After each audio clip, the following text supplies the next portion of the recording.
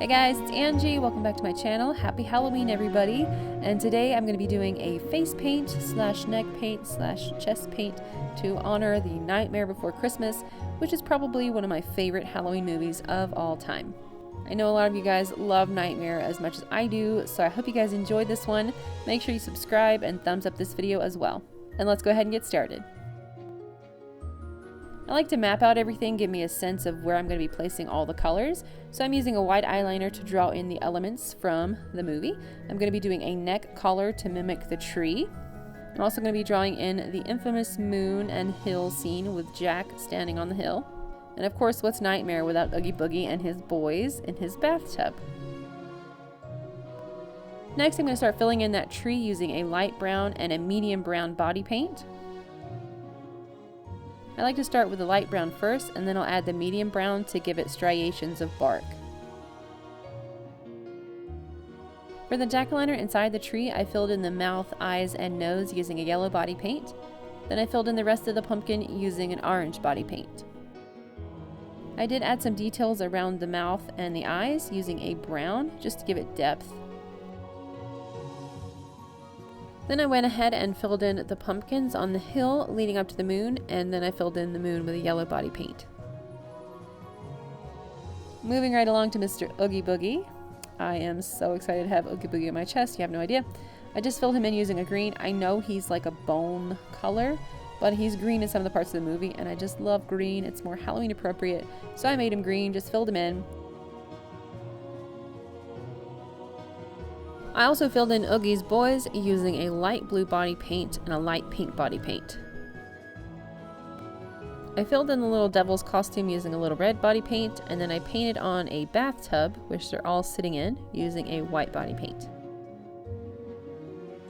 And it's off to detail land again. I'm using a very fine thin-tipped eyeliner brush to create the teeth and the eyeballs for Oogie's boys, as well as Oogie's mouth and his eyes and the stitches around his whole body. For the iconic Tim Burton hill, I call it that because every time I see that I'm like, Tim Burton, I used a black body paint. And I also painted on some faces for each of the pumpkins that's on the hill. My absolute favorite part of this body paint was actually Jack and Zero. I used that really thin eyeliner pencil that I used previously to draw in their silhouette. It's time for purple body paint to be applied all over my skin. Something that I noticed once I painted everything purple was that the tree roots didn't stand out enough, so I used a black body paint and just outlined them further to make them pop a little bit more. After 2 to 3 layers of glue stick on my eyebrows, I let those dry and applied a light blue face paint. If you don't have a light blue, you can mix a white and a blue to create the perfect color. To prevent creasing around the eyes, I didn't apply face paint. I applied a white base and then a matching eyeshadow. For Sally's stitched mouth, I used a blue eyeshadow and lightly shaded in where I wanted the stitches to be.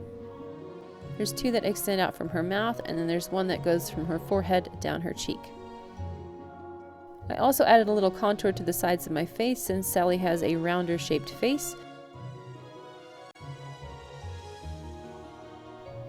Next, I defined the crease using that same blue eyeshadow. And then I added a black liquid liner to give Sally a bit of a wing.